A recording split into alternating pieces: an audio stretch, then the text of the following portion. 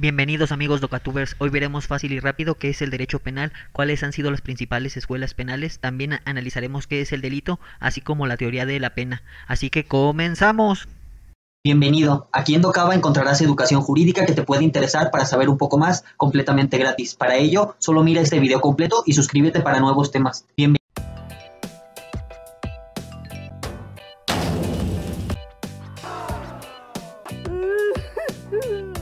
Suscríbete a Docava. Compañeros, estos son los temas más importantes que analizaremos en el presente video. Como ves, es muy completo, pero si solo te interesa alguno de ellos, ve a la marca de tiempo correspondiente para poder verlos directamente. Además, verás seleccionados los temas más importantes que pueden llegar a ser los que tomen en cuenta tus maestros en futuros exámenes. Sin más, ¡comenzamos! ¿Qué es el derecho penal? El conjunto de normas jurídicas de derecho público interno que definen los delitos y señalan las penas o medidas de seguridad aplicables para lograr la pertenencia del orden social. Como otras denominaciones tenemos el derecho criminal y derecho de la defensa social.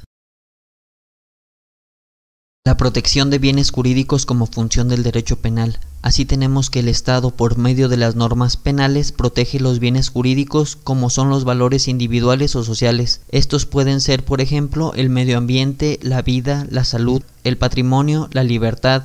Esto se realiza tipificando diversas conductas delictivas para mantener el orden político-social de una comunidad. ¿Qué estudia la parte general del derecho penal? Para poder comprender el estudio del derecho penal tenemos que existe una parte general que comprende la teoría de la ley penal, la teoría del delito, la teoría de la pena y de las medidas de seguridad, mientras que por lo que ve a la parte especial tenemos a los delitos en particular y las penas y medidas de seguridad aplicables en cada caso en concreto. Luego tenemos que existe un sentido objetivo y subjetivo del derecho penal. El primero de ellos, es decir, el objetivo, se establece con el jus ponele, que es decir, el conjunto de normas jurídicas que establece el Estado en donde están incluidos los delitos y las penas. Por lo que ve al sentido subjetivo, tenemos el jus punendi, que es el derecho a castigar o a imponer castigos por parte del Estado. Al hablar del derecho penal debemos de considerar que este no se ha mantenido fijo a lo largo del tiempo, sino que por el contrario ha evolucionado por varias etapas. Así tenemos que la primera de estas etapas es la venganza privada, donde imperaba la ley del talión, es decir, ojo por ojo y diente por diente. Luego vino la venganza divina, donde la ley penal se aplicaba para no causar el descontento de los dioses. Aquí imperaban cuestiones religiosas. También tenemos la venganza pública, donde se castigaba a las personas para no afectar el orden público y reencauzar el Estado de Derecho. Igualmente, existe un periodo humanitario donde se trataba de no linchar o denigrar a las personas, sino de respetar lo más posible sus derechos. Los principales exponentes de esta etapa son Beccaria, Montesquieu, Voltaire y Rousseau. Finalmente existe una etapa científica, que es la etapa en la que nos encontramos. Aquí surge gracias a las ideas de Francisco Carrara. Uno de los principales exponentes que trajo consigo muchas ideas novedosas para el derecho penal fue Beccaria. Entre las principales ideas tenemos que el derecho a castigar se basa en el contrato social. Las penas solo pueden ser establecidas por leyes y estas leyes deben de ser generales. Únicamente los jueces pueden declarar la violación de las normas. Los jueces no pueden legislar y carecen de facultades para interpretar la ley. El fin de la pena es evitar que el autor cometa nuevos delitos. Es decir, es un ejemplo para los demás. La pena de muerte debe ser eliminada por ser injusta. ¿Cuáles son las principales escuelas penales? Ahora analizaremos las diversas escuelas que han estudiado al derecho penal. Así tenemos que la primera de ellas, la escuela clásica, menciona que los sujetos que cometen delitos lo hacen basados en el libre albedrío. Esta escuela nos habla de la entidad jurídica del delito, también nos habla de la igualdad frente a la ley, así como de la imputabilidad moral de los sujetos. Otro concepto importante es la pena. Esta debe de ser proporcional al delito. La pena se concibe como un mal y un medio de tutela jurídica. Aquí en esta escuela se ve el método deductivo, el método lógico abstracto que se basa en la imputabilidad basada en el libre albedrío y la culpabilidad moral. Ahora, en lo que respecta a la escuela positiva, tenemos que ellos niegan el libre albedrío, es decir, niegan que las personas puedan tener una conducta propia, debido a que aquí los delincuentes son tratados como anormales y el delito es un fenómeno social, un síntoma. En esta escuela se basa el método experimental y la sanción debe ser proporcional a la peligrosidad, y aquí importa más la prevención que la represión. Finalmente, desde Italia nos llega una mezcla de ambas escuelas, la llamada tercera escuela. Aquí la imputabilidad se debe de basar en actos del hombre, la pena se centra en cuestiones psicológicas y la pena también debe tener como fin la defensa social. Se considera una teoría humanista, también llamada positivismo crítico.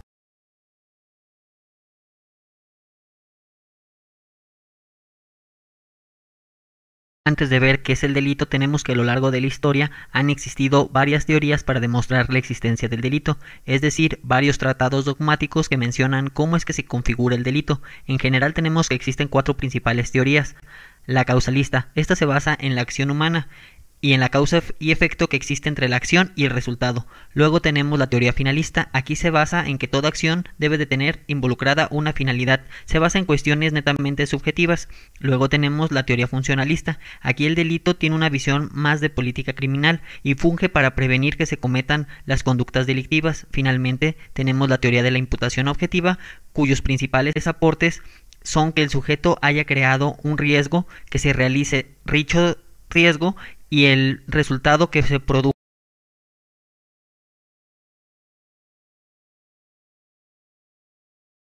¿Qué es el delito? Para comprender qué es, nos basamos en la teoría del delito, es decir, en la parte del derecho penal que estudia los elementos positivos y negativos del delito, sus formas de manifestarse, con el objeto de acreditar la presencia o ausencia del delito de cada caso en concreto, es decir, si hay o no delito. Así tenemos que el delito es la conducta típica, antijurídica, culpable y punible, por lo tanto, para acreditarlo se deben de reunir todos y cada uno de estos elementos generales del delito. Ahora bien, cada elemento positivo tiene un elemento negativo, que viene a ser lo contrario. Sin embargo, basta con que se dé solamente uno de ellos para que ya no exista delito. Entre dichos elementos negativos tenemos la ausencia de conducta, atipicidad, causas de justificación, causas de inculpabilidad y las excusas absolutorias. Primer elemento tenemos la conducta, que es el comportamiento humano voluntario, ya sea positivo o negativo, encaminado hacia un propósito, como lo señala Fernando Castellanos. La acción constituye un movimiento corporal, respetando el hacer y el no hacer, mientras que el acto es la manifestación de la voluntad mediante una acción o una omisión para causar un cambio en el exterior. Así tenemos como elemento negativo la ausencia de conducta. Esta se puede ver reflejada en el sueño, el hipnotismo o el sonambulismo. También tenemos la fuerza mayor o movimientos reflejos.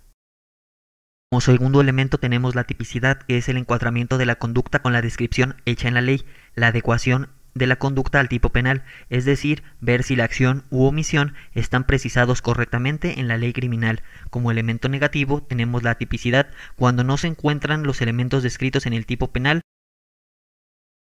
por lo que vea la antijuridicidad. Tenemos que esto en sí es un concepto negativo que contradice normalmente los valores estatales, por lo que es una violación al Estado del Derecho, una injusticia, violación de un valor o de un bien protegido que se contrapone con el tipo penal. Como aspectos negativos tenemos las causas de justificación, la legítima defensa, el estado de necesidad, el cumplimiento de un deber, el ejercicio de un derecho, el consentimiento del titular del bien jurídico afectado. Ahora bien, por lo que vea la culpabilidad, es importante precisar que para que una persona sea culpable, primero tiene que ser imputable. Por ello tenemos primero que definir la imputabilidad. La imputabilidad es la posibilidad de ejercer una facultad, es decir, que un individuo conozca la ilicitud del acto y que quiera realizarlo. Debe tener capacidad para entender y querer, esto es una aptitud intelectual y volitiva. Luego tenemos la responsabilidad, que es la situación jurídica en que se encuentra un individuo imputable de dar cuenta a la sociedad por el hecho realizado. Por ello, si es culpable, cuando se es capaz de comprender que la conducta que realizamos es antijurídica y que pese a ello se realiza. Por lo que vea los elementos negativos de la culpabilidad, tenemos la inimputabilidad, el estado de inocencia, el miedo grave, la sordomudez, los menores de edad y la inculpabilidad. Asimismo, la culpabilidad la podemos clasificar en dolosa y culposa. Dolosa si se tiene la intención de cometer el delito y si se realiza por impericia, ineptitud o cuando no habiéndose previsto el resultado se confió en que éste no se produciría, se habla de culpa. Finalmente tenemos la punibilidad, que es el merecimiento de una pena en función de la realización de cierta conducta por un comportamiento que es punible cuando se hace acreedor a una pena. Como elemento negativo tenemos las excusas absolutorias, en donde no es posible la aplicación de una pena. Las excusas absolutorias son aquellas causas en las que el legislador cree que esa conducta o hecho impide que se implique una norma. Aquí el Estado considera dejar de aplicar ciertas conductas por considerarlas justas o equitativas. Por lo que vea las características de los elementos del tipo tenemos que pueden ser objetivos cuando existen circunstancias materiales que son apreciables por los sentidos. Tenemos también elementos descriptivos que son objetos del mundo exterior que el autor puede conocer sin hacer una especial valoración, como puede ser la riña. Como elementos subjetivos generales tenemos el dolo cuando existe una intención o la culpa cuando se actúa con impericia o ineptitud. Luego también tenemos los elementos subjetivos específicos que se consideran características abstractas propias del delito. Un ejemplo podría ser el conocimiento del parentesco en el parricidio. Finalmente tenemos los elementos normativos, que son aquellos contenidos en una descripción típica que solo se pueden captar mediante el acto. Por ejemplo, los elementos culturales.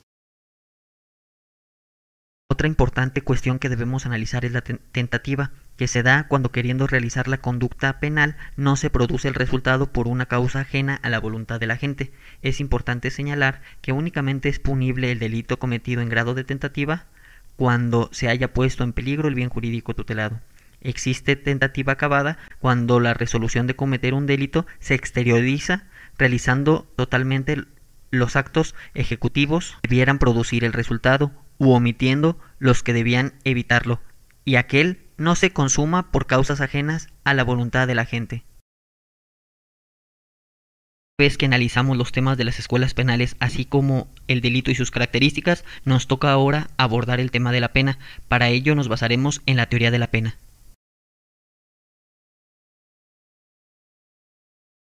¿Qué es la pena?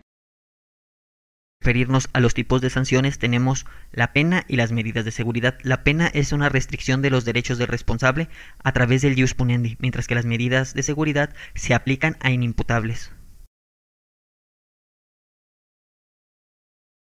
Es la privación o restricción de los bienes jurídicos establecida por la ley e impuesta por un órgano jurisdiccional al que ha cometido un delito. Para el estudio de la pena hay que analizar tres aspectos importantes: su fundamento, esencia y fines. Analizaremos a continuación. Que vea el fundamento, tenemos que debe existir una justificación, es decir, la necesidad real de aplicación de una pena para no llegar a la autodefensa o a la venganza. Es importante también precisar que la fundamentación debe de estar plasmada en la ley, y tenemos aspectos políticos para la pena como es el aspecto coactivo del Estado. También tenemos aspectos sociopsicológicos, que es que pueda existir una justicia comunitaria, y también tenemos aspectos éticos individuales como es que se pueda librar de la culpa el responsable del delito. Lo que vea la esencia de la pena, tenemos que la pena es un mal de naturaleza retributiva, debe estar en proporción con el delito cometido. También tenemos que es un mal necesario, pero no es un mal en sí mismo, sino que se parte de la comisión de un delito. Por lo que vea los fines de la pena, tenemos que el fin del derecho penal pues es su cumplimiento. Luego tenemos que el acto de castigar va tanto a la sociedad como al condenado. Luego tenemos que la legitimación de la pena es para qué va a imponerse esa pena. También tenemos que la aspiración debe ser la justicia y la utilidad social. Vea la teoría de la pena, tenemos que existen cuatro principales teorías para descubrir el para qué de la pena. Así tenemos que existe la teoría absoluta o retributiva, la teoría relativa o preventiva, la teoría mixta o de la unión y la contemporánea. Ahora analizaremos las teorías. La primera de ellas es la absoluta o retributiva. Esta palabra viene de dar. Tenemos aquí que la pena se encuentra su justificación en sí misma en la justicia. Es independiente de su efecto social. La culpabilidad es compensada por un mal. Necesidad de restaurar el orden jurídico que fue interrumpido. Y tenemos también la imposición de un mal por el mal cometido. Entre las principales teorías tenemos a Kant. Kant nos dice que la pena es resultado de cometer un delito y debe ser equivalente al daño. Es un imperativo de justicia.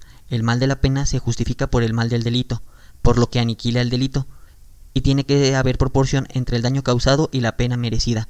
Por su parte, Hegel nos habla que la pena es afirmación del derecho, la pena es la negación del delito, es decir, hay una doble negación. No le gusta la ley de talión de Kant y prefiere un principio valorativo flexible. Binding nos habla de someter al delincuente a la fuerza victoriosa del Estado, mientras que la teoría de la expiación nos habla de que la pena es de carácter moral y para purificarse se debe de realizar a través del arrepentimiento. Las teorías relativas o preventivas, que legitiman la pena para alcanzar un determinado fin, pues se basan principalmente en la utilidad de la pena, que es la intimidación de la sociedad. Trata también de prevenir de manera negativa o positiva. Por lo que ve a la prevención general negativa, tenemos que la pena es una amenaza a la colectividad, se concretiza a través de la sentencia. Existe una prevención general de una verdadera amenaza, no se castiga por lo que se hizo, sino para que los demás no lo hagan. Luego tenemos la prevención general positiva, que es el prevalecimiento del Estado de Derecho, se realiza para mantener la norma y la realidad social. También hay que ver que se fortalece el derecho y se dirige al ciudadano honesto. Por lo que ve a la prevención especial positiva, tendemos a disuadir al delincuente de futuros crímenes, busca la reinserción, la manipulación del pensamiento, se critica porque no es para todos los sujetos. Finalmente tenemos una prevención especial negativa, inocuación. Si se retienen a los delincuentes, se evitará que se cometan futuros crímenes. Los delincuentes habituales son los más susceptibles de esta teoría. El delito pasa a ser estudiado entonces por las estadísticas y esta teoría viola derechos humanos. Analizaremos la teoría mixta o de la unión, que es una mezcla de ambas teorías. La pena debe de basarse en una retribución justa. La prevención juega un papel secundario y el fundamento de la pena es la defensa social. No puede haber pena mayor que por el hecho cometido y debe existir la protección de los bienes jurídicos. Dentro de las principales teorías tenemos que la culpabilidad como fundamento de la pena. Tenemos que la pena debe de retribuirse de acuerdo a la culpabilidad y debe de haber una proporcionalidad entre la pena y el delito. No se busca justicia sino protección social. Por lo que ve a la culpabilidad como límite de la pena, tenemos que ésta se realiza para proteger bienes jurídicos y evidentemente aquí la culpabilidad debe de ser el límite de la pena. Schmuder señala que la pena es el fin de la lucha con el delito. Se castiga para una prevención general, busca la justicia y la paz social. Oxin, la pena es una amenaza y debe de ir con la adecuada ejecución de las penas. Va de lo general a lo particular y la pena debe de graduarse ajustándose al derecho. Finalmente hablaremos de la teoría contemporánea propuesta por Herbert Bernabet Chores. Destaca la idea de que la culpabilidad no fundamenta únicamente la pena. La pena no puede ser impuesta por criterios de prevención, sino que se tiene que atender a la culpabilidad. Debe existir proporcionalidad al momento de la imposición de las penas. El límite de la prevención especial es la prevención general. El último límite debe de ser la culpabilidad. La pena está al servicio del individuo. La defensa social no es necesaria cuando la sociedad, a través de la individualización, acude a otros medios para solucionar los conflictos. Como hemos ido analizando, esta información es muy útil, por lo que si quieres ayudar a un compañero o amigo, compártele el presente video. También, si deseas conocer sobre más temas jurídicos, suscríbete al canal. Además, si tienes preferencias por algún tema del derecho, coméntalo para poder traerlo al canal. Si te gusta el video o la información, o puedes ayudar dando un like, que no te cuesta nada y a mí me sirve para ir mejorando los temas del contenido.